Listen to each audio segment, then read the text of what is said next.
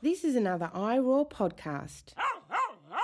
In 1929, the National Anti-Vivisection Society was created by three people, one being a former actor, George Arliss.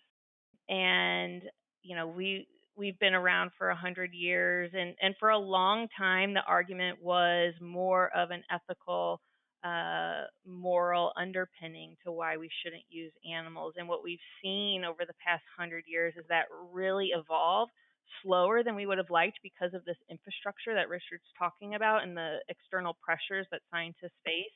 But we're starting to see that there really are alternatives that can be taken seriously and that there are scientific underpinnings for why animals shouldn't be used, in addition to discussing the ethical moral component, which most scientists are very uncomfortable to talk about.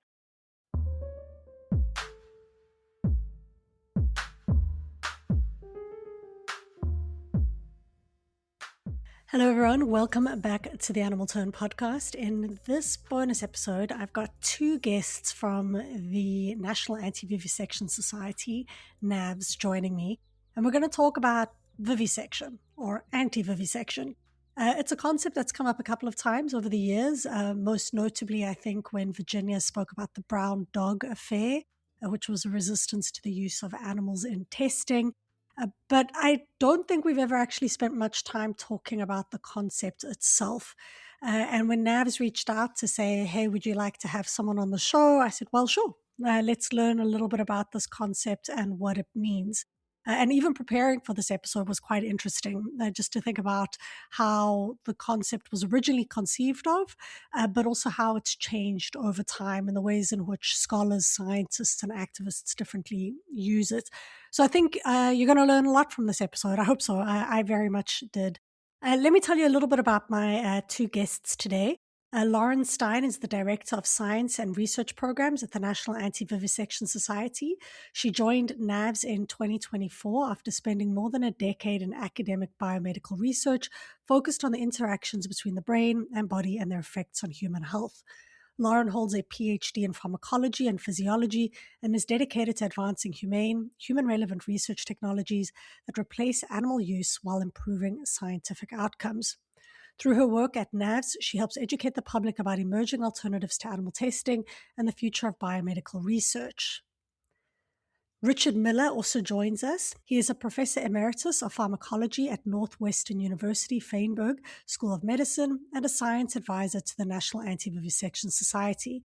After decades of conducting biomedical research, he became a leading voice for replacing animal experimentation with modern, human-relevant research methods.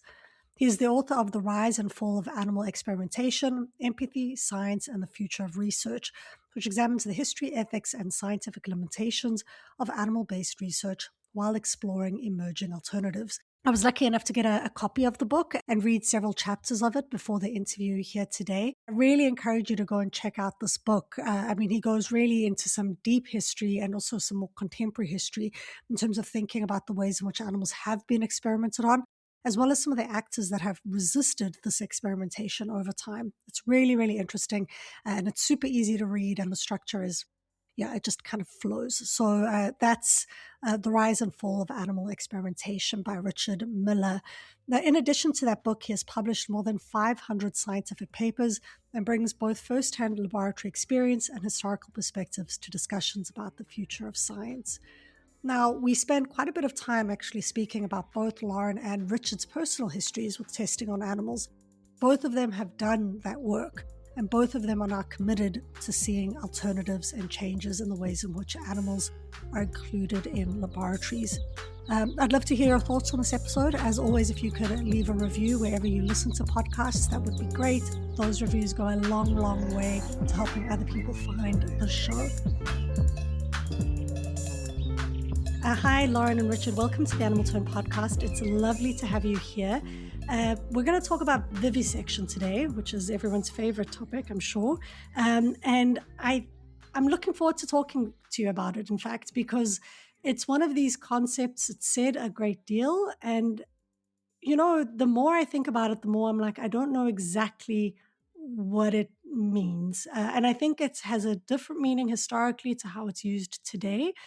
So I'm really hoping to understand, vivisection as a concept, but also perhaps the evolution of vivisection as a practice, as well as the anti-vivisection movement. So thank you so much, both of you, for joining me today.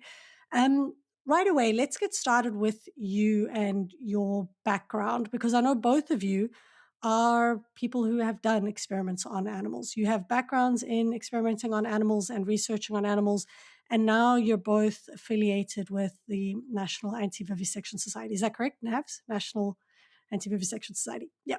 How did that happen for you? How did you go from experimenting on animals to being representatives in an anti-vivisection society? Yeah, so my entire career was doing animal research. So about 20 years ago was really when it kind of started, anywhere from muscular dystrophy to cancer to the neural control of eating behavior. I was basically, that was how you studied these things. There was really no question, there was no other alternative. And so, you take that for what it is, and you do the science, because at the end of the day, you want to better understand how the world operates, but also really to help people, right? So to better understand disease, to help identify potential targets for drug treatments. And so, in a way, it feels you kind of separate yourself from the ethical component of it, because what you're doing is hard science, and the end, in a lot of ways, justifies the means. Also, when I was doing animal research, it had come a long way. There were a lot of regulatory bodies put in place. Anesthesia existed. So, by the time I was doing research, it wasn't quite as gruesome as previous um, centuries. And so throughout my whole career, that's what I was doing. And then it wasn't until my postdoc where I really became informed about biotechnology, bioinformatics, how we could look at a slice of brain tissue and see different gene expressions, how we could really interrogate existing data to better understand mechanisms. And so I really started getting interested more in these computational tools to do that, to answer some of these biological questions. And it was then that I really started kind of realizing, wait, maybe there is other ways out there to answer very certain questions. And that's what I wanted to pursue. And so, I found myself at the National Anti-Vivisection Society almost by luck. I was in the right place at the right time, and really proud to be part of this movement to really bolster the new technology that we're seeing out there, to help people understand that there are in fact alternatives to to some of these questions. And so, yeah, so that's Mm. how I came to the NAS organization.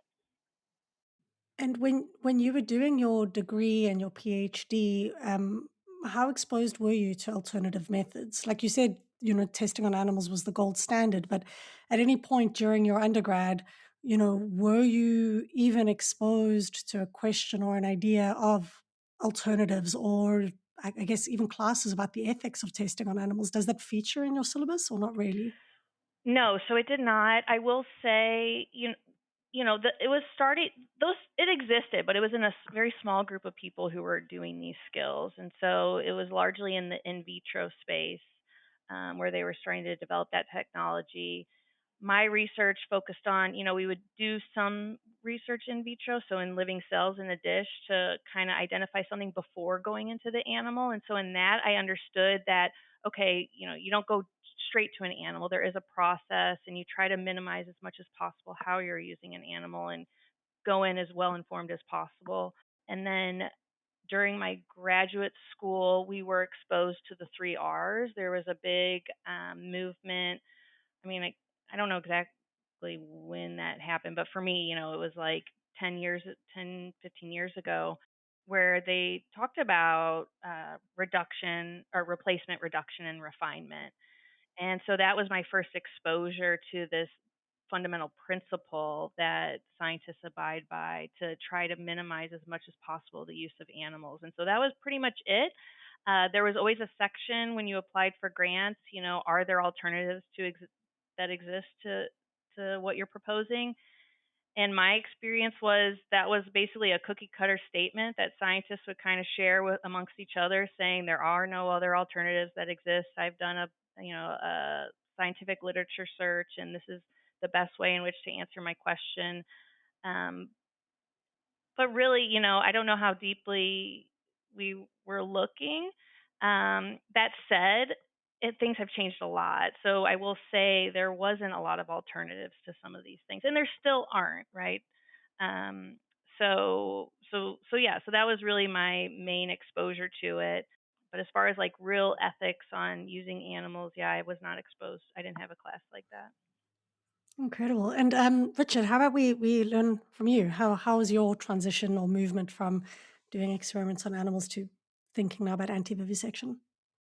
Well, in some ways it's similar to Lauren's, but excuse me, but it covers a much more extended time period, because I started actually doing research in the 1970s when I was doing my PhD. And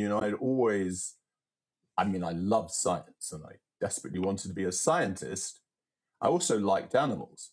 I hadn't really put the two things together. And the first day I went into the lab, they asked me to kill some rats.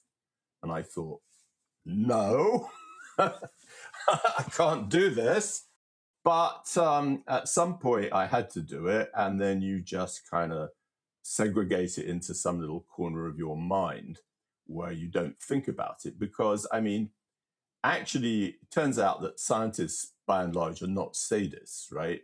But they have to have a way of carrying on with vivisection. Otherwise, they won't get their grants, they won't get their money. They'll be fired from their jobs. It actually is a very, very complicated situation to talk about.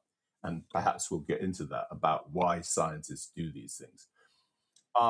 Now, over the years, I did it, but I started to think about it more and more. And then at some point I thought, because, as Lauren said, the argument is, well, we have to do these things, and it's always been this way. And in fact, animal-based research actually started with Aristotle, in the 3rd century BCE, and in modern times with people like Descartes and William Harvey. It wasn't until the end of the 19th century that we got an anti-vivisection movement. The first NAVS was founded in 1876 in London. Anyway, I started to ask myself, is this really true? It just didn't feel right. And I started to investigate the whole thing. And first of all, as Lauren pointed out, in the 17th century, maybe William Harvey was a great physiologist and used over 30 animals in his research, including his wife's parrot.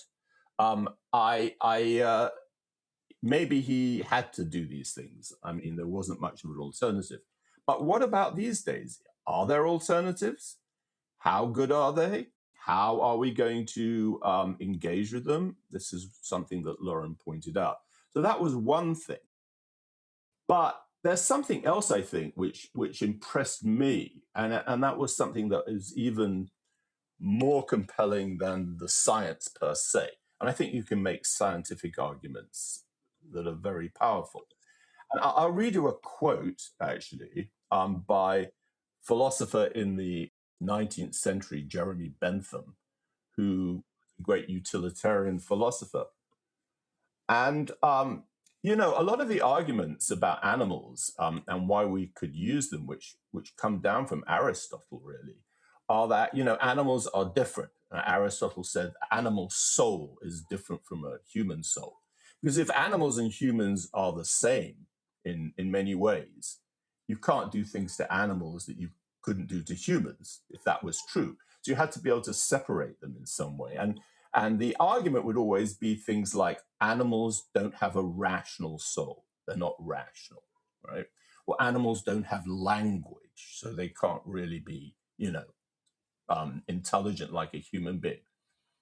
So this is what Bentham said about it. Bentham said, the question is not whether they can reason or whether they can talk, but whether they can suffer. And I mean, to me, that is the thing. I actually don't think, I mean, even if there weren't any alternatives to animal experimentation, I think I just came to the conclusion that it's not an ethical thing to do and that we shouldn't be doing it. I mean, there's lots of things you could do in the world that might get you somewhere, but you don't do them because they're not ethical. So I think I gradually became convinced, by studying the history and understanding it, which is very, very important, I think, to understand how we got here. Thinking about the alternatives to science, and then thinking about the moral issues that were involved, then I just decided, that's it.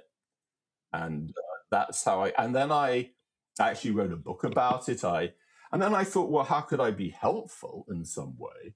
So I actually, fortunately, the American NAVs, which is, in some ways descended from the English NAVs years ago, is actually in Chicago. So I just turned up at their office one day and I said, hey guys, why don't I give you a hand with all this? And they said, yes. So that's how I ended up with NAVs. Yeah. Amazing. Okay, there's a lot of both what you two have said here that I'd like to hopefully touch on over the course of our conversation. One, kind of how systematized I think the use of animals is, right? Like how built into the system. You spoke about grants, you spoke about education, how it's actually in some ways, especially for young scholars, might feel impossible to do anything else. So I'm hoping we'll talk about that. But perhaps let's start at a more kind of fundamental question, which is what is vivisection? So, and for prepping for today, what I learned was just vivisection is to cut open a living being. So, as opposed to dissection, which is to cut open a dead being. And that vivisection, while a lot of us, especially in the animal studies realm, might think of it as in relation to animals' experiments, that it's not something that was exclusively historically used on animals. That vivisection, the cutting open of a living organism, has been done on both humans and animals, and that there's a long history of doing this. Richard, could you tell us a little bit about that history? Where did vivisection begin, and how are humans and animals kind of part of its history? Well, as I say, I mean, it began with Greek science, which was the earliest science. The first real biologist to have an extensive research program was Aristotle. Aristotle used animals. He did whatever. The Greeks, in fact, weren't allowed to go anywhere near, they weren't allowed to do experiments on live humans, and they weren't even allowed to do experiments on human corpses because they were thought to be, you get polluted by them. So they used plenty of animals, and then later on in the Roman Empire, there was a very famous doctor called Galen, who really established the whole of what ancient medicine and and so by the time the Roman Empire fell in 476 AD, you had this Galenic medicine, which then spread all over Europe. It spread to the Arab caliphates, the Umayyad and Abbasid caliphates that were, conquering Andalusia and all of North Africa. So it was really the way of doing medicine.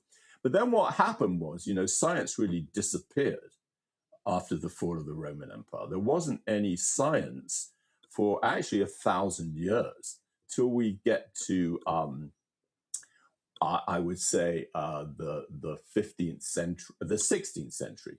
So that's a long time.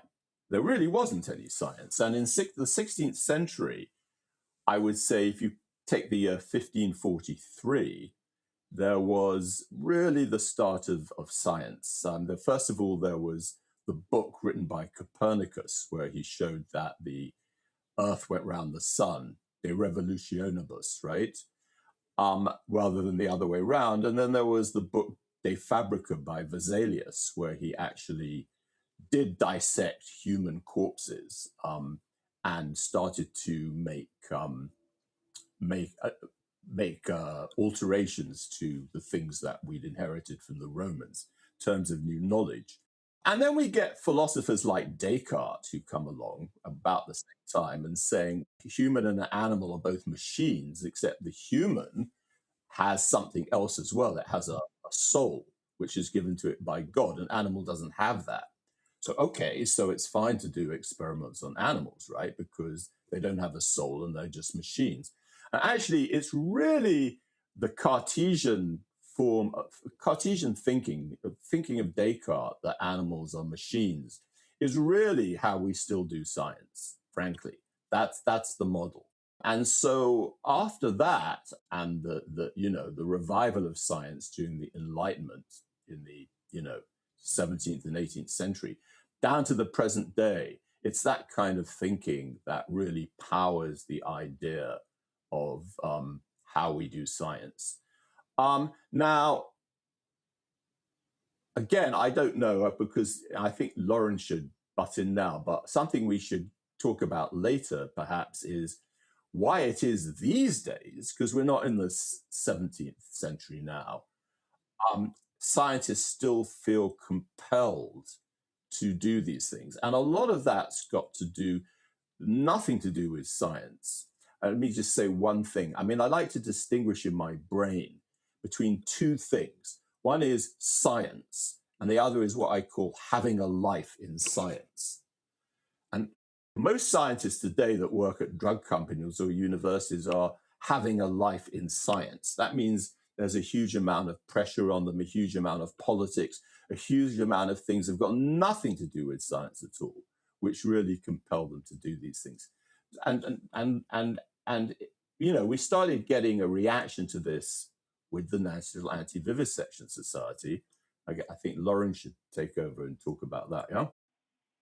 Oh, in the UK, when the UK National Anti-Vivisection Society was created, it was largely created by women. And I think that the anti-vivisection movement really struggled because of sexism. People believed that women, it was their emotions that were driving their rationale for not using animals in research, and that was more important to them than the scientific rationale. And so for a long time, this idea, again, like what Richard had said, this relationship between animals is as a tool for us to better understand scientific physiological processes, really is still pervasive. And so we don't think about the ethical or emotional component. And I think that has a lot to do with the foundations of the movement and sexism. In 1929, the National Anti-Vivisection Society was created by three people, one being a former actor, George Arliss. And, we've been around for 100 years. And for a long time, the argument was more of an ethical, moral underpinning to why we shouldn't use animals. And what we've seen over the past 100 years is that really evolved slower than we would have liked because of this infrastructure that Richard's talking about and the external pressures that scientists face. But we're starting to see that there really are alternatives that can be taken seriously, and that there are scientific underpinnings for why animals shouldn't be used, in addition to discussing the ethical moral component, which most scientists are very uncomfortable to talk about. Even today, still it's kind of, you compartmentalize. In all my years in science, which is a lot, I have never once had a colleague come up to me and have a conversation or start a conversation about the ethical constraints of what they're doing. Never, not even one time. I mean, I've brought it up with others. What? You can't. That blows my mind a little bit. I'm like constantly questioning the ethics of everything. you can't do that really if you're in this box, and we can talk about that. I do want to say one thing, and the thing about women is very interesting, because in the 19th century, I mean, there wasn't just, laws coming into play about treatment of animals, but there were laws coming into play about the treatment of women and the treatment of slaves, right? And all kinds of things. They're all related in a way. And very often it was the same women who were involved in all these movements. The other thing that was always interests me is that at the same time there was a very big movement in the Western world for what we call spiritualism. There were things called like the Theosophical Society with Henrietta Blavatsky and things like that. And most of these women were also very strong adherents of spiritualism as well. So there's a lot of things cooking there in the 19th century about providing freedoms and changing laws for a lot of things that weren't right. There was socialism as well. I mean, there are all kinds of things going on there. Yeah, the 19th century is a reason books and books and books have been written about, especially the second half of the 19th century, because it seems like a lot seems to change and happen over the course of that. I mean, every century is obviously packed with stuff, but the 19th century, there seems to be a lot of social change and social mobilization in new and interesting ways. So there's three kind of dynamics with regards to, I guess, the continued experimentation on animals. And I'm going to assume here when I say animal experimentation that it includes experiments on live animals and dead animals. So I think actually the term vivisection has changed a bit. I mean, originally it did mean cutting up animals, but I think these days it's used in a way that means any experiment on live animals, because you can do behavioral experiments on animals which are incredibly cruel, like taking the babies away from the mom and things like that, and you're not vivisecting them. But I think vivisection has sort of come to mean any experiment on live animals these days. Yeah, that seems to be that historically it started with this act of cutting open live animals, which I think still happens, but it happens with anesthetics, and that testing on live animals like that still happens. But the common discourse, scientists don't seem to use the word vivisection anymore. They'll use animal research or experimentation, and activists will tend to use the term vivisection. Is that what you've found, Lauren? That's exactly what I found. I think scientists view the term vivisection as a little anachronistic, because they're thinking of it as the literal definition and historical definition of cutting into a live animal. But like I had mentioned, there's the advent of IACUC, so institutional animal care and use committees. There's regulatory agencies that are overseeing everything is done to try to minimize pain and suffering in animals. And so I think by looking at it as its historical, literal definition, we lose sight of really what it is, what it really is, and it's that relationship between using animals for some other purpose, right? And so I think vivisection really does encompass that. But it does, it is hard when you're engaging with scientists, because I do think they can write us off as, okay, well, that's not really being done like it was, in the 1500s.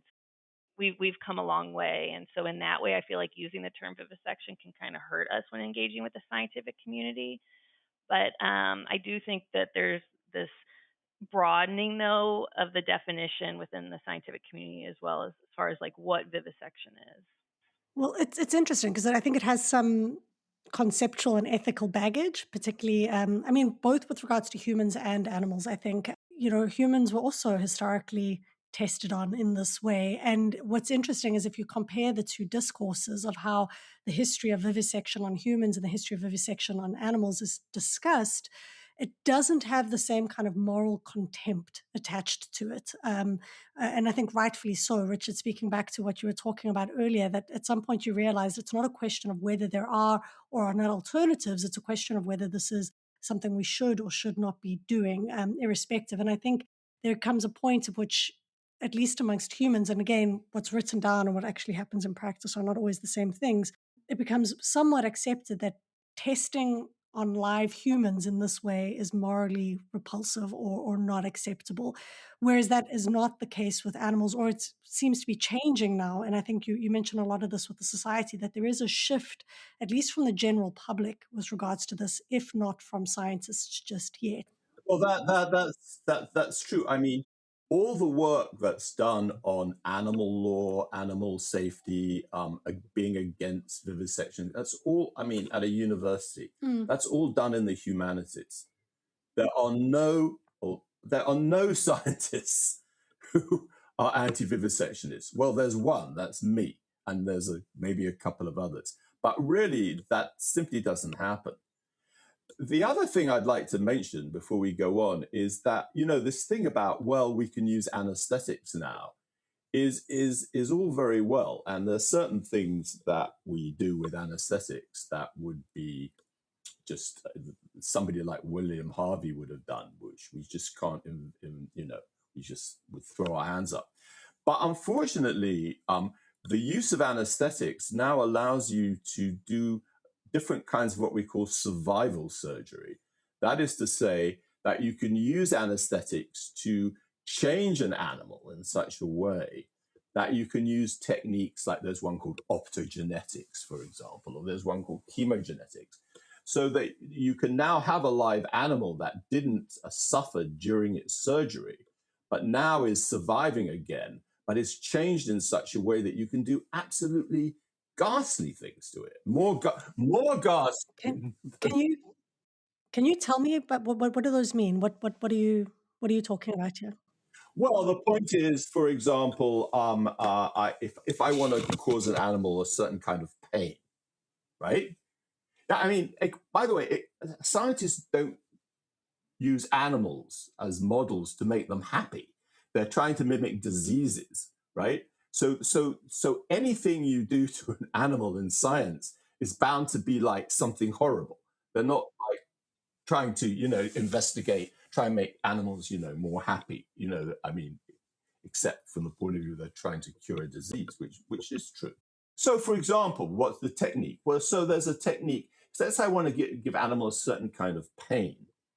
What I can do is I can make an animal so that it expresses a certain kind of protein in its pain nerves, right?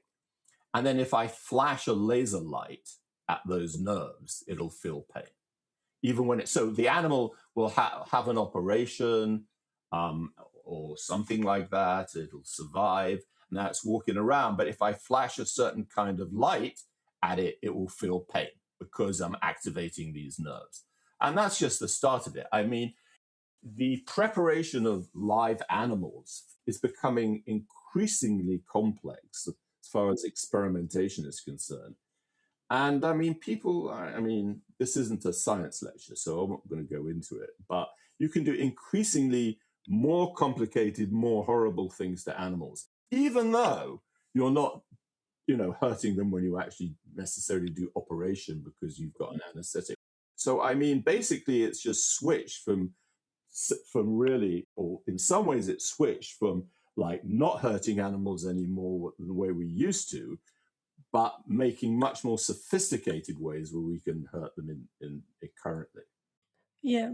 So like sometimes we speak about breed as having like torture breeds. We're breeding into some animals, specific dogs or cats, torture mechanisms. And here science is being used to kind of intervene and insert, I guess, torture mechanisms of sorts. I know I've seen rats that have human ears that have been grown on their backs, or cartilage at least, or that have been inserted with specific types of cancers so that they grow or they become lame. You're literally fundamentally changing the constitution of the animal so that they can't experience the world the way they would want to. They have absolutely no choice in how they experience. It's unlike a cage. There is no option of even exiting or leaving that cage. They are fundamentally changed.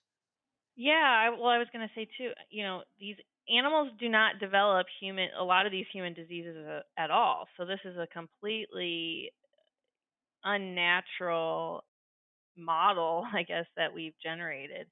And I mean, a little bit to what Richard was saying too, this happens a lot in neuroscience. And I think neuroscience has a long way to come if we want to maybe double click on that a little bit. This idea of how can we possibly, without using a living organism, understand how the brain is controlling, a whole organism. or how behavior occurs. And so there are these very invasive procedures in which, a steel rod is basically placed into the animal's brain in a very specific location in which you can administer drugs, you can administer light to kind of study these different behaviors. And those, you know, while they give us some information about the neural circuitry, I just pause to think, don't we have similar tools that we can study the human brain and this neural circuitry in a very non-invasive way that is more relevant to human behavior? Yeah, Lauren, and that gets us all into the subject of like what are these alternative techniques? And you're very right. It's very true that in neuroscience, for example, you have imaging now, which is becoming more and more sophisticated. Whereas the animal models of things like, schizophrenia, which rats don't get, by the way, at least I don't think so, or Park or Alzheimer's disease are, Bipolar. yeah, I mean, they're looking more and more useless, which they always have been, actually. It's always interesting to me, and I always tell people this, is that, for example, if you want to make let's face it, like morphine is an incredibly valuable drug. Maybe it's the most valuable drug that humans have because it addresses pain. But of course, it does have side effects like stopping you breathing, addiction. So, okay, so let's make morphine a better drug, right? And we'll test it on animals and this, that, and the other. Well, people started trying to do that in 1848, and until maybe last year, and I'm not even sure then. It depends on how you look at it. Nobody has created a better anesthetic, a better analgesic rather than morphine using animal experiments in all that time. It's never been done. They've created other versions of morphine, which are opiates that work this way or that way, or other drugs like like Lyrica and amitriptyline and things that you can use. But none of these were developed using animals. It's just rubbish. Does that seem unscientific then? Like the pursuit of asking the same question, like is that, I guess on the one hand, is that very scientific to keep pursuing the same question for over 100 years, or is that not scientific at all to keep pursuing the same question for 100 years? No, it's very scientific. It's just that the models we were using, which are basically animal models, were just no Mm, good. mm, And the fact is that because animals are different, and in certain key respects, very key respects, when you're developing a drug, those key respects are often very important. It could be like one amino acid is different in some protein, right? It can be very important. And we haven't really. The animal models just aren't any good. And as Lauren says, we're developing much better models now that we can use on humans. mm. Well, you had mentioned earlier that there are three kind of things happening here, Lauren. You had said that there's been something of a moral revolution, a technological revolution, and I think we spoke about institutional constraints. And I think what Richard's getting to here is perhaps some of the technological revolutions that are happening in science, so things like organoids and stuff, I'm guessing. So maybe you could walk us through some of these. I guess, yeah. What are some of these alternatives? Yeah, so the term you'll hear a lot is new approach methodologies, or NAMs. And this is the definition is still continuing to be kind of fleshed out between different organizations or different governing bodies and different scientific communities across the world. But essentially, it's identifying a tool that could replace an animal to answer a biological question. And so, what we're seeing come out that's really promising is these microphysiological systems, or MPS devices, in which you are able to grow a layer of cells on a chip no bigger than the size of a thumb drive. You can hold it in your hand.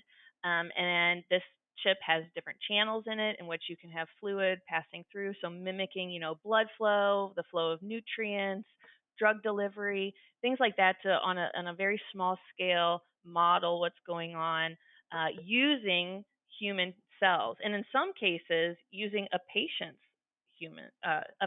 cells. And we can do that by, taking a skin cell. It's a process using um, pluripotent stem cells, iPSCs, in order to convert them, transform them into whatever cell type it is you're interested in studying. And so we can also, within these little small devices, mimic some of the more physical components. So stretching, like a breathing lung, you can expose the cells to a breathing lung, or the idea of like having a beating heart. So some of these physical properties are also being mimicked as well. There's a lot of promise with these, I know, in the toxicology space. The other is organoids that you'll hear a lot. Oh, so the microphysiological devices, you also hear those called like organ on a chip. One of the problems with organ on a chip that the other side will say is, how you can't model a complex system in which you have multiple organs. It's never going to mimic a whole organism with all, the heart, the liver, the kidneys.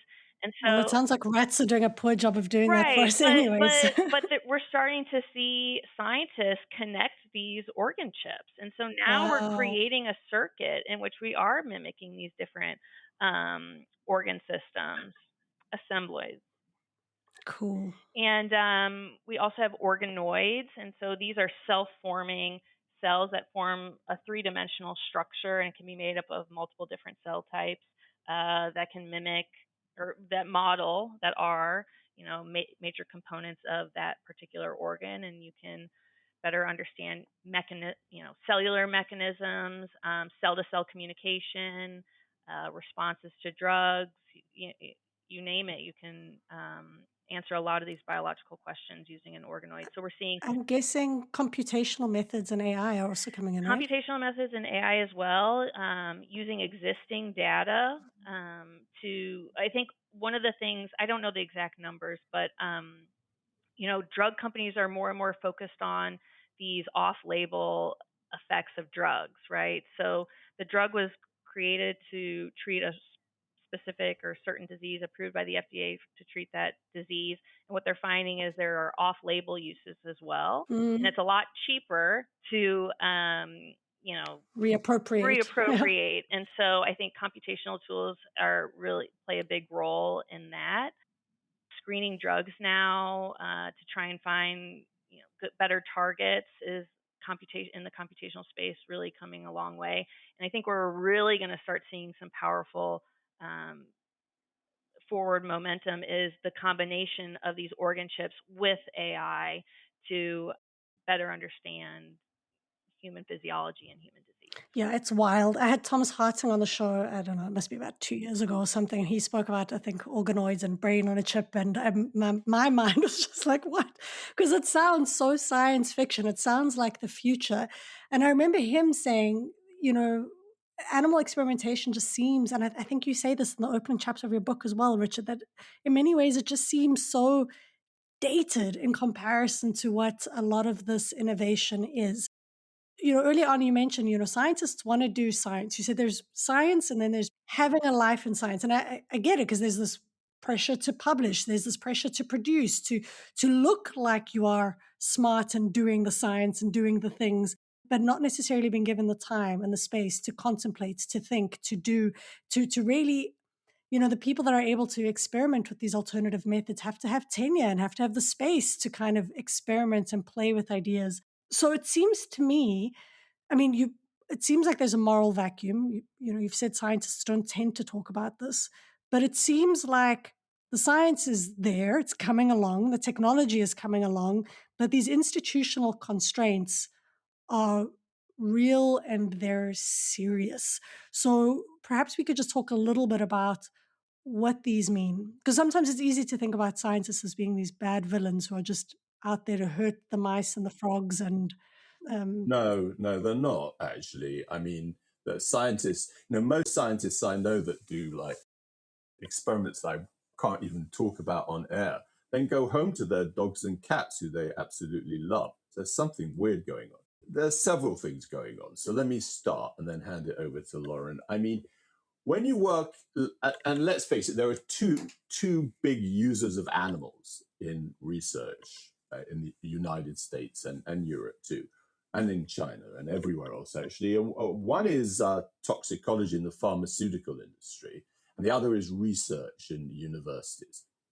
So they have slightly different considerations. But in a university, universities these days in this country have basically become corporations that are really only worried about their brand, and they're only really worried about, there's only one thing that actually matters to universities these days, and that is getting in money. That's the only thing you hear about. So if you're a scientist, the way you get money in is to get grants, right? So you just, and the university is pressurizing you all the time to get these grants, to bring in money, to pay your salary. And if you don't do it, you won't get tenure. And even if you've got tenure, some other awful thing will happen to you. Who knows? So the point is that, this is the world scientists live in, and they just feel they can't rock the boat. So, science, the world of science, all these scientists are in this little bubble, right? And they talk to each other about things, about how things should go. They're really sort of separated from the real world. If you show somebody walking down the street a method section in a scientific paper, have them read it, say, what do you think of this? They'll go, what is this, like an R-rated, an X-rated movie? But a scientist will, first of all, they'll, as Lauren actually said, they'll substitute other words. You don't kill animals, you sacrifice them. So sacrificing or euthanizing, you sacrifice animals, it sounds like they're doing it. Is that the common word used in scientific literature? Yeah, sacrifice? it sounds. Wow. Yeah, so if you sacrifice an animal, it sounds like the animal's doing it for some kind of spiritual purpose of its own. That's the legitimate word used in scientific journals. Sacrifice. Yes. It could be euthanized or sacrificed or some. You never say, I'm going to kill these animals. This just simply isn't done. And so scientists, their grants are reviewed by other scientists who are doing exactly the same thing as they are and have exactly the same constraints.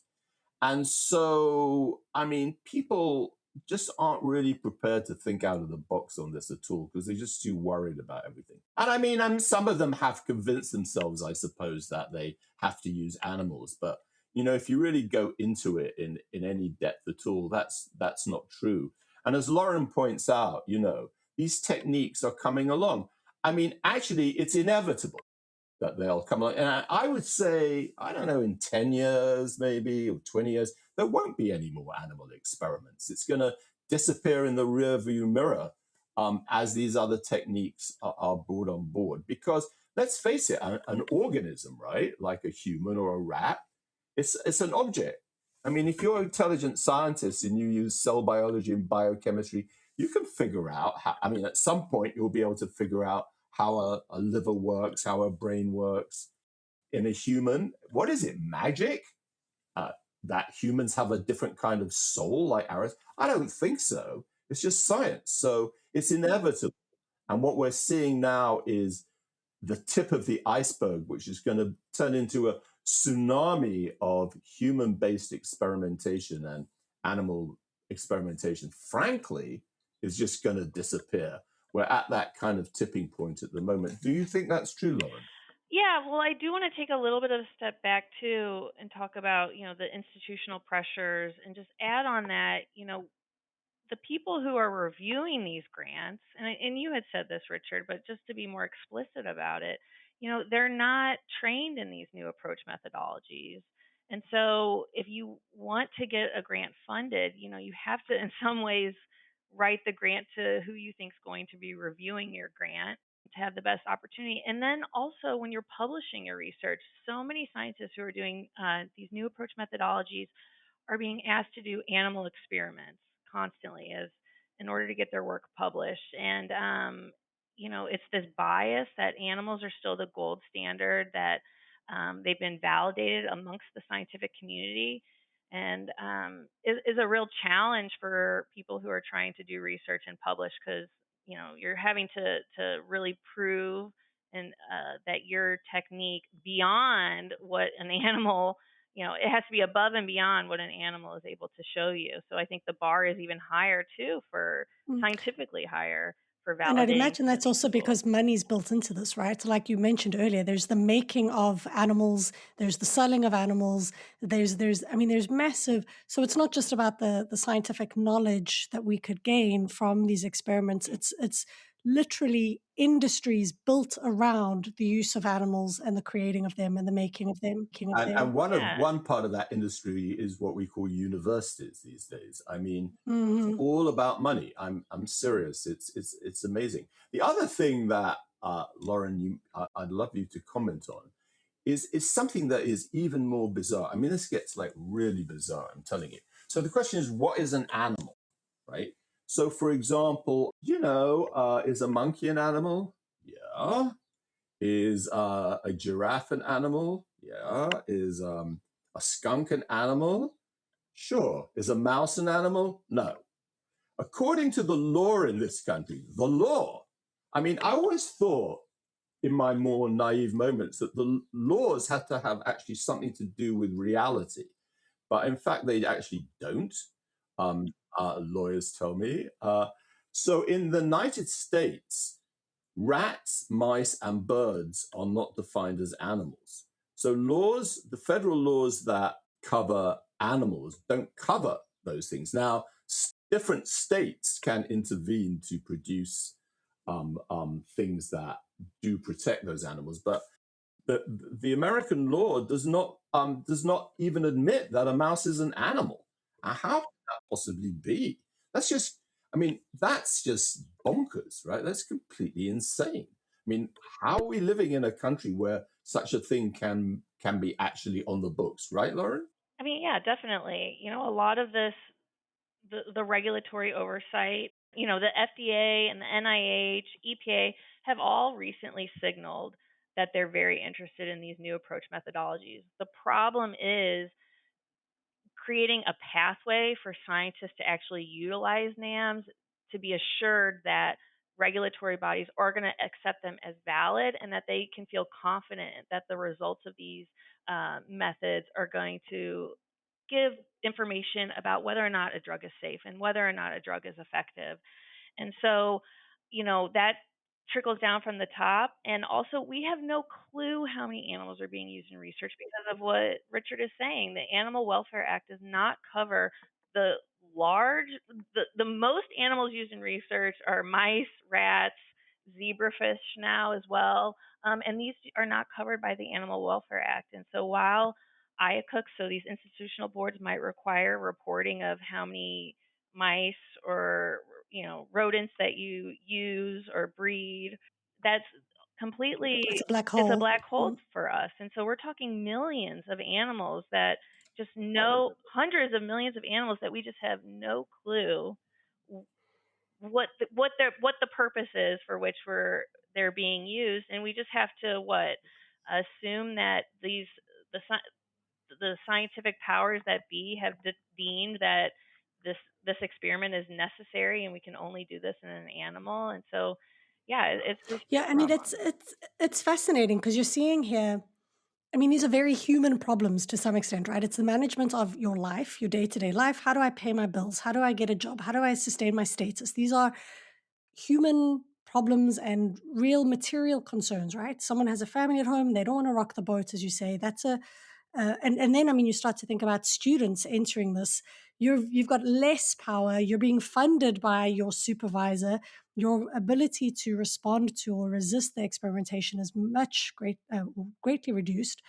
So, and then you've got institutions, universities as institutions whose primary interest increasingly is making money. I mean, I'm always surprised by universities. These are the houses of knowledge, and what they do in their institutions often don't take on what the actual people in their walls are saying to do. Things with regards to how people eat, how the universities function, use of other technologies like, I don't know, solar panels, etc. They're not really integrated into university systems, even though those are the houses of where the knowledge is produced. So that points to a disconnect between what universities say they are and how they're actually operationalized. And then on top of that, you've got policy and law, which is actually just the structure of social relations, right? And as you said, there's again this pressure. I know with in some countries, cosmetics have to be tested on animals. So you could even have something that goes through a research body that hasn't, for whatever reason, been tested on animals, only to reach a regulatory barrier where they have to, where they have no option but to do it. So the systemic use of the animals here is so ingrained that, yeah, I'm surprised, Richard, that you say that you think that in 20 years it might be gone. Because not because I don't think the tech won't adapt, but I'm less convinced that these institutions are able to adapt so quickly. The reason I say that is this. So, as Lauren has mentioned, we've got all these new techniques. Another one she hasn't actually mentioned is human genomics, where you can measure all the genes in humans in different diseases, okay, and find out what's going on, which is a very widely used technique these days. So we're at a bit of a tipping point at the moment, actually, because because of all these new techniques, it's becoming clear and clearer and clearer all the time. I mean, you can't open a copy of a journal like Science or Nature these days and not see a NAMS-based paper. It's a very so there is, as I said, a kind of tsunami of knowledge which is leading to now. The government has now changed the rules at the FDA, the Food and Drug Administration, a lot, so that you can actually use these kinds of methods instead of animals, almost sometimes exclusively use them, actually. Wow. What we're, yeah, but it's coming. It's coming, okay? The government is hearing, and I mean, this is one of the only areas where Democrats and Republicans actually agree with each other, because they're actually hearing from their constituents that people don't like this kind of thing. Mm. So this is moving along. And at some point, and this is the big point, you'll start to be able to get grants more easily doing this kind of thing because the writing's on the wall. Once scientists can write grants to do these things and bring money into the universities. Well, Rich, the NIH recently, they put out this mandate that they are no longer going to fund animal-only studies. Now, there's lots of stipulations that, there's existing studies, they'll continue to funding those, I believe, renewals. So if you've been doing animal research and you apply for a renewal and it's only using animals, I believe that, is fair game. But they have signaled, that you cannot submit a grant that only uses a new grant that only uses animals, and so that's a huge shift, and we're really going to see a big impact there. But again, the people are still doing animal research. It's not Right, but we're at that tipping point, aren't we? As soon as more grants, more money comes into the universities will say, and I mean, I'm talking about like 10 years from now, universities will say, animal research? What the hell is that? Why are you doing that? It's like Well, I hope kind you're of right. like I hope you're prehistoric right. science. I hope you're right. It is. Now, as a scientist, and I'm quite a sophisticated scientist, actually. I mean, I've been through all these things, these revolutions in technologies before. It is definitely going this way. It is definitely going to happen. There is no doubt about it whatsoever. Now, I have to say that, I mean, of course, human-based science has all kinds of other ethical issues that are apropos for dealing with human beings and things like that. But they aren't the same issues that we have when dealing with animals who are defenseless creatures, right? So we'll see. But I have no doubt that the animal experimentation is going to be dead as a doornail in some years from now. I now have two follow-up questions. One, so you said the NIH is funding, and that made me wonder, where does most funding for animal research come from? Does it tend to be state funded, or do you have private industry that's funding things primarily?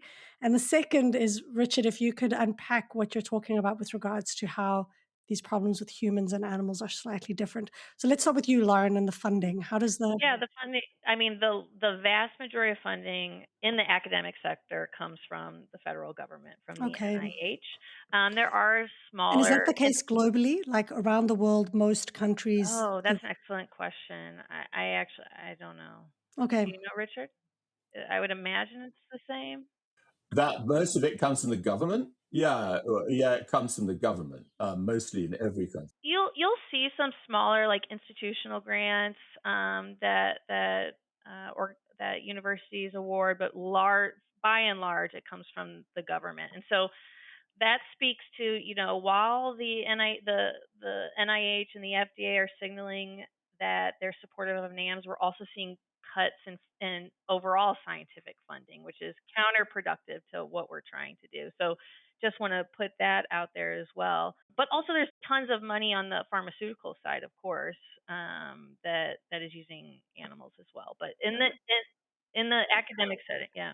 The reason I asked is because because you start to think about animals are used in a variety of different research realms, right? For research. So you've got animals in veterinary science, you've got animals in agricultural sciences, you've got animals in medicine, etc. And it's always interesting when you start to follow the money, because I don't know the answer to this myself, but it would be interesting to see, if you look at the agricultural sciences and the ways in which animals are being researched on there, is it primarily state funded or industry funded? It would be, and because the state does provide agriculture a lot of subsidies, you could perhaps say, yeah, there's always just an interplay. I think in our imaginaries, we've got in our minds that animal testing is being driven by private interests. But there is a deep interplay here with the state and public interests, which is why, as you said earlier, Richard, maybe governments are responding is because the public is saying that they're finding this increasingly difficult to stomach. Well, I do want to say on that point. So Gallup has been recording, sentiment within the United States. Because if you ask somebody, okay, would you rather me cure your child who has cancer, or and use an animal to figure out whether or not that treatment is effective, or not? It's painted in a ridiculous way, but or not use an animal. And so it's kind of posed that way as a moral question. And we've seen more Americans than ever before believe it is morally unacceptable to use animals, no matter the outcome. What? And that's how I the think it's like question that 48%. Well, you would have to. The question, yeah, are you morally opposed to the use of animals in science? but does it use people's children? Like it would be interesting to see No, but I don't know. how It doesn't use much. people's children, but that's what you hear a lot of times, right? Like, okay, well, yeah, you don't want to use animals, but you also want to cure to cancer, and you can't have both. And I mean, our argument is you can, that Mm. there are these approaches. In a lot of ways, I feel like animal research has actually slowed us down, probably, from identifying different treatments. Imagine all the drugs that fail in, animal mice and rats are not humans, and so drugs that maybe fail in mice and rats could have worked in humans, and we just have no clue whatsoever. And so, yes, there's definitely been progress. Do you think those failed experiments will be revisited now that you've got, I guess, this? Computationally, for sure, and they already are, Okay. and I think they are also using genomics.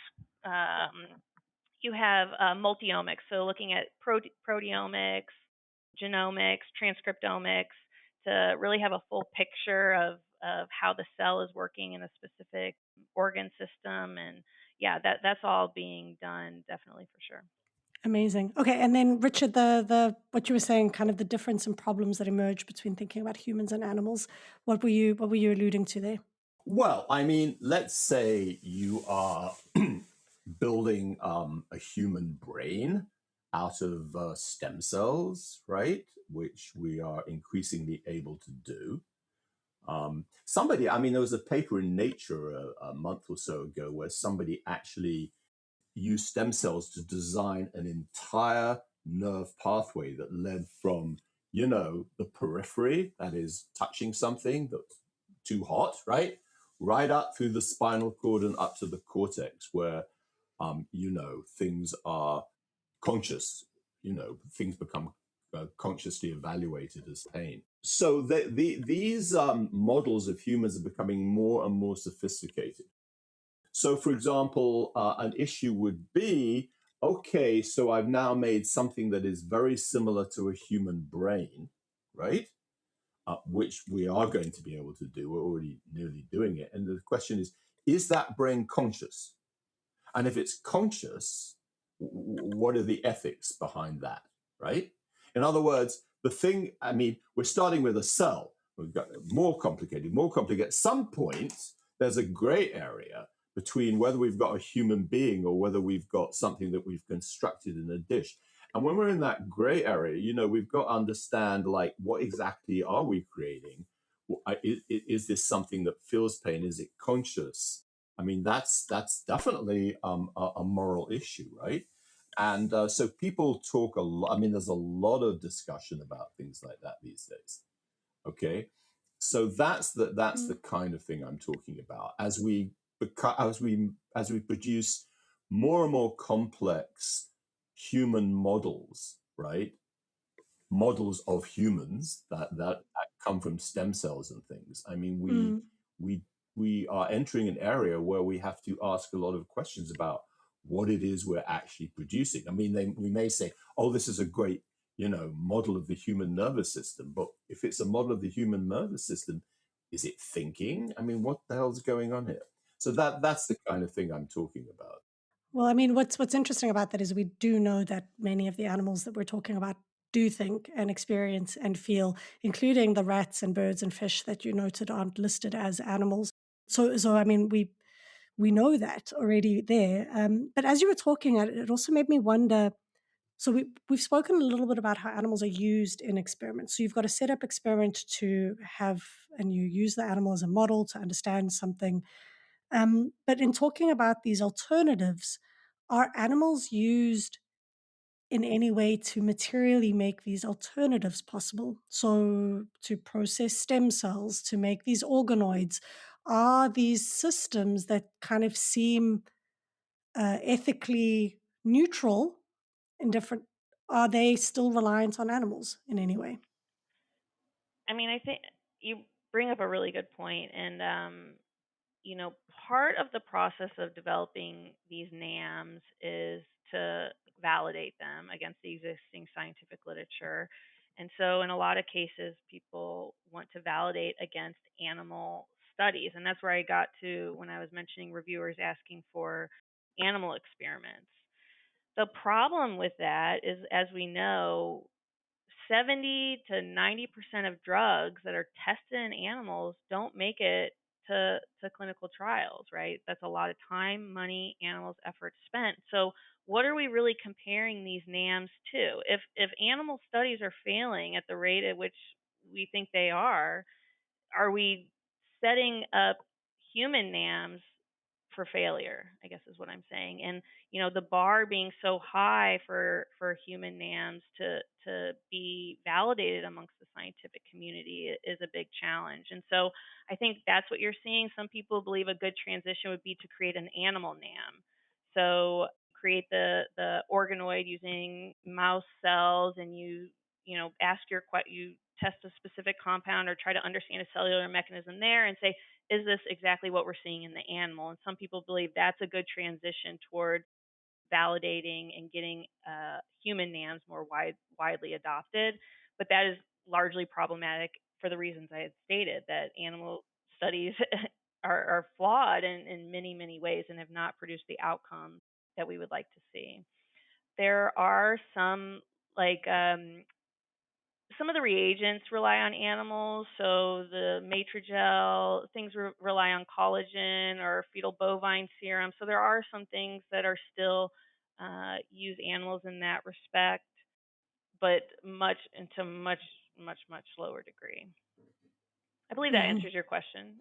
Yeah, it does. So I mean, just to animals are still entangled in these new technologies, but in far lower numbers. But you know, even that's going to go away because, I mean, once you have a cell line, right, that came from a mouse, you don't really need the mouse anymore, right? You have a mouse iPSC cell. An iPSC is a pluripotent stem cell, right?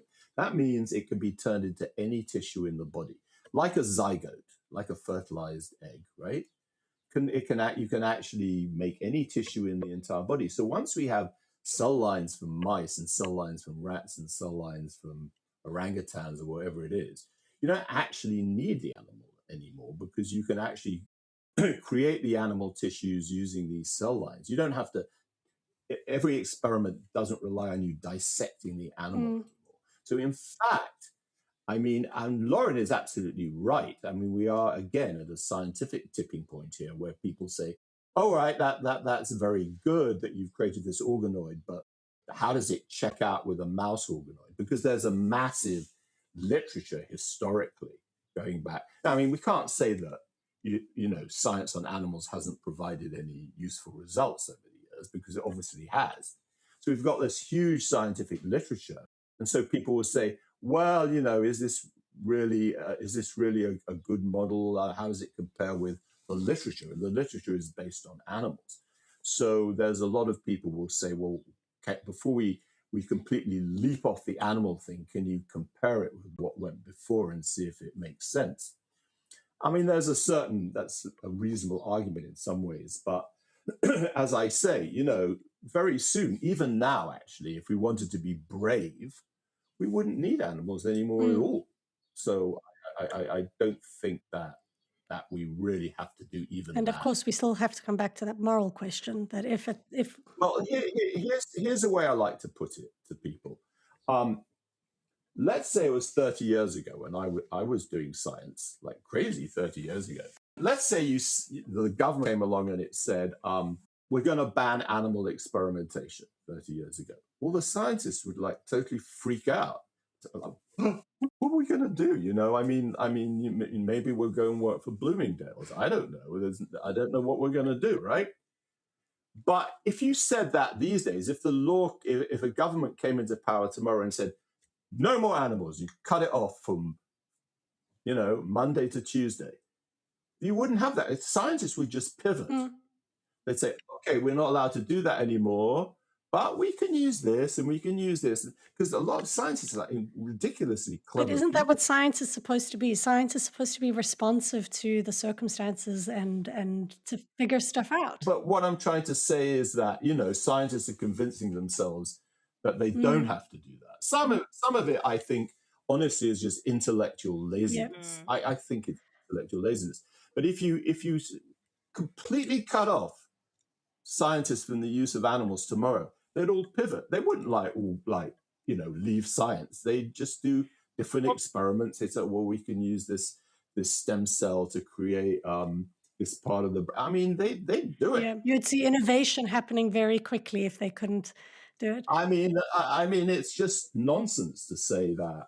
I think it's. Well, I mean, you're seeing this happen in Canada a little bit, aren't you? With the recent passing, at least in Ontario, they recently passed a law that they can't use dogs in experiments anymore. And this is, I mean, in a micro scale, you're seeing what you're saying happening, right? Like, fine, it's one type of animal, and it's one type of animal I think is being phased out already in great numbers although no, dogs are still tested on quite a bit.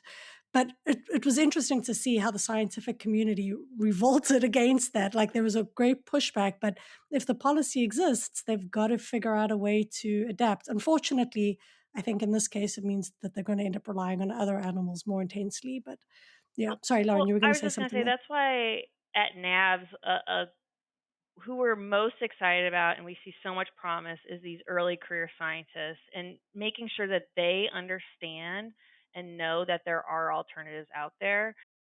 You know, so people going into graduate school, even at the high school level, knowing what an organoid is and being aware and being able to make that choice and go into a lab and say and push back on their advisor and say, I want to incorporate a NAMS into your lab. Like that's where we're also going to really see big shifts. And I think the younger generation does see this as the future, right? Is incorporating AI. We are moving in that direction, and so I'm really excited to, you know, see where this next generation really takes us. If they need support in thinking through how to push back against some of these institutions and stuff, I'm guessing your organization is a good place to start. Yes, they could. Yep. Okay, great. Because that can be quite isolating. I think if you're doing this and you're feeling alone and you're feeling pressurized, knowing who to contact and how to navigate what's a messy world. So they can contact NAVs, and NAVs exists, from what I'm gathering, in numerous countries. But even if they're outside of your country, I'm sure they can reach out to Right. you to ask for what Definitely can we happy do. to help give kids the verbiage and confidence in order to push back. Also, at the level of classroom dissection, let's not Mm. forget that in high school, how frog dissection or dissection is a rite of passage in a lot of places still. And so, there are opportunities for, and this is really where kids first are exposed to vivisection.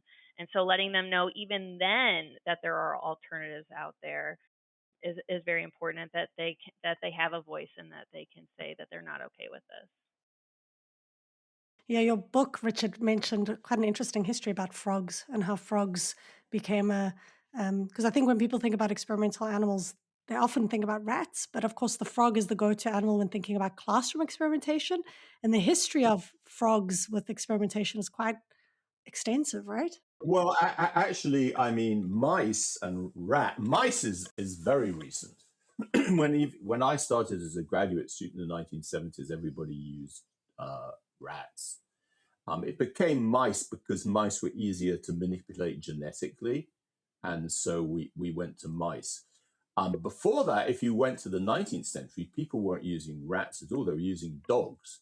If you look at somebody like Claude Bernard, who was a fabulously great scientist that invented the whole concept of homeostasis, the milieu intérieur, right? A great scientist, but he was very, very cruel. I mean, his wife left him because he was so cruel, frankly. He was using dogs. They'd cut up dogs without any anesthetic, and, it was disgusting, but he was a very smart guy. And before dogs, I mean, if you go back to the 18th century, yeah, people were using frogs a lot. The reason for that is that, the frog legs, right? You can easily make a preparation which attaches the spinal cord to frog's legs so that if you put something on the spinal cord, the legs will twitch like this. It's very easy to observe that. So all neuroscience and the idea that nerves are electrical comes from work by Galvani and Volta back in the 18th century, who were using frogs. So yeah, it kind of went. It was frogs, and then it went to dogs, and then it went to rats, and now it went to mice, and now we're back to Mm. humans. Yay! All right. Well, I mean, it's. I read portions of your book. It's really interesting. I'll just tell people every now to check out The Rise and Fall of Animal Experiments. It's very well done. I've appreciated your layout of the book. It's easy to follow, and the history is fascinating. And your moral voice is also quite strong. You raise questions throughout about um, when this is happening, and also questions of ethics and science. So thank you for that work. Perhaps we could turn now to your quotes before we wrap things up. Lauren, why don't we start with you? So at NAVS, we believe the path to better science is through investing in better science. That means supporting human relevant research, humane education, and rescue organizations that help animals transition out of laboratories. This is a complex problem that requires solutions on multiple fronts, and we're working to address each of them with the goal of creating a future where no animal is treated as a lab experiment. To learn more, visit us at nabs.org. Great. And why don't you mention a couple of those? So I know you work on things like humane science, you work on policy, you talk about institutions, sanctuaries. Why don't you walk us through a couple of your programs? Yeah, so a lot of we fund early career scientists through our partnership with the International Foundation for Ethical Research. We focus on graduate students and provide them with the resources they need to conduct their research. We also have a dissection alternative program called Biolab. This provides a database of alternatives that teachers can use in the K through 12 of alternatives that exist that they can readily explore. We also have our ASAP grants. These are sanctuary programs, so any sanctuaries out there who are looking for support can apply for a grant, and we'll help that funding. Do you have funding? And this is a random question, but I know increasing numbers of social scientists are doing work on understanding sanctuaries and the ways in which they function. Because what I found interesting about the NAV's website was you guys focus on everything from the beginning to the end of the process, right? So you're looking at how do animals get into labs and how do we stop that from happening by focusing on policy, how are animals actually tested on, and how do we stop that by intervening in schools and institutions and providing funding that gets alternatives on the table. And you provide support for animals that are exiting from lab experiments and lab situations by making sure that sanctuaries have the support they need if they're taking on beagles, for example, who I know are widely used. And I think that that's a really incredible model that you're focused on all these different stages. So in terms of the research, randomly, in terms of the research you fund, do you also fund how the sanctuaries operate, understanding how animals deal with trauma, for example, after exiting a lab? Oh, that's fascinating. No, we don't at this time, but so, something definitely to look into. Incredibly fast, aspect I had not thought of. Okay, well, yeah, I think there's a lot of exciting stuff happening with sanctuaries at the moment because they offer kind of microcosms of what an alternative world could be or could look like, There right? are there are also organizations out there like Justify who are looking at the welfare of people who have had to experience working with animals and the psychological impacts of having to do some of these things. And so that's great work too that we definitely support. We don't have an active program, but it's definitely an important aspect of the anti-vivisection movement. I'll make sure the links are on the show notes. Richard, how about you? What's your quote? Okay, here's a quote from a fellow that I like. Says, vivisection, in my opinion, is the blackest of all the blackest crimes that man is at present committing against God and his fair creation. So do you know who said that? I'll tell you, Mahatma Gandhi. You have it right at the end of your book, right? Right. In fact, Gandhi had quite a few nice quotes I could use. So yeah, I mean, I think that he was a great man, and he said a lot of important things about how we can live peacefully with each other and with our planet, right, and with the other creatures. And so I think that says a lot. Yeah. And yeah, I think that's a great place to leave it. We didn't quite go as deep, I think, into the. I mean, no, we sat on. I think ethics ran throughout this question. How do we take as a starting point that animal experimentation is wrong, and how do we start from where we are and develop a future that's not reliant on or even thinks about using animals?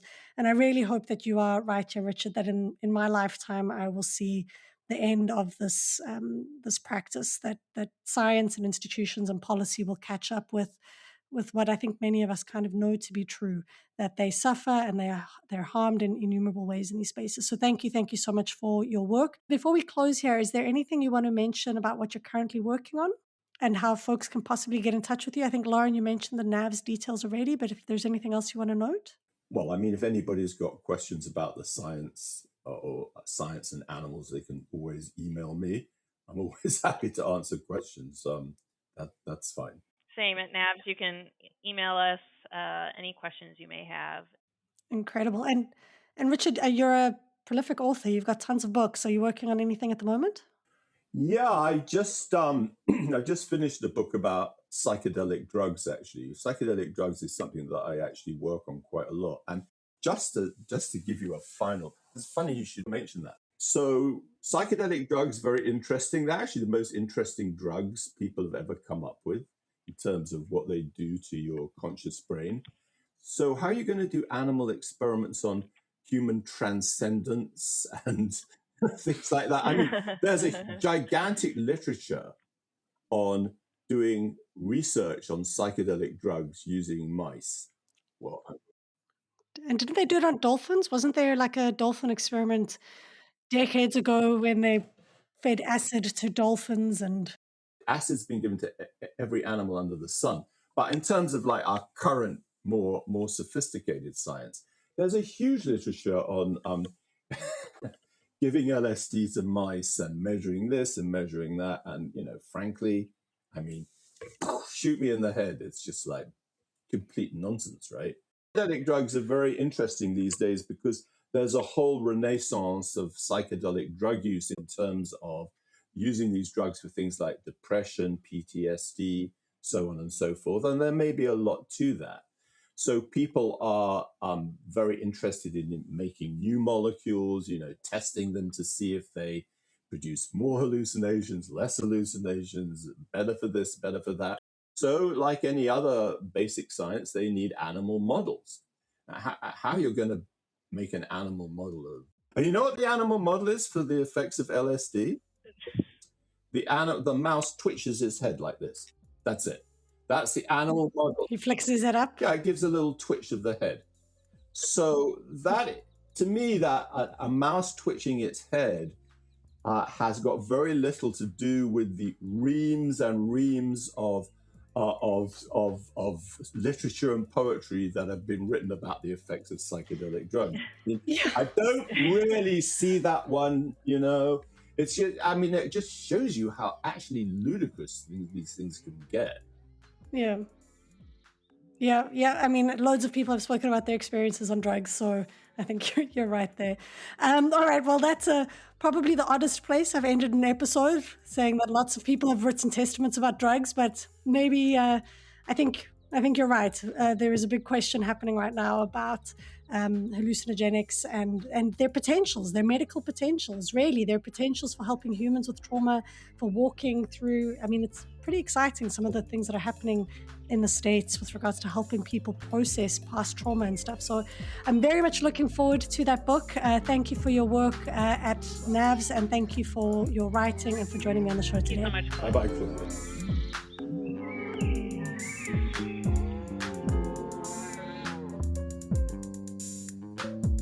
Thank you to Lauren Stein and Richard Miller for being incredible guests on the episode today. Thank you also to Casey Beeman for reaching out and suggesting them as potential guests on the show and for coordinating everything. It was really, really nice of you to do. As always, thank you to Jeremy John for the logo and Gordon Clark for the Baird music. Thank you to Christian Mentz, Rebecca Shen, Carlos Salzani, and Hera DeBont for content creation and back-of-house support. I very much appreciate your help. This episode was produced and hosted by myself. This is The Animal Turn with me, Claudia Hurtenfelder.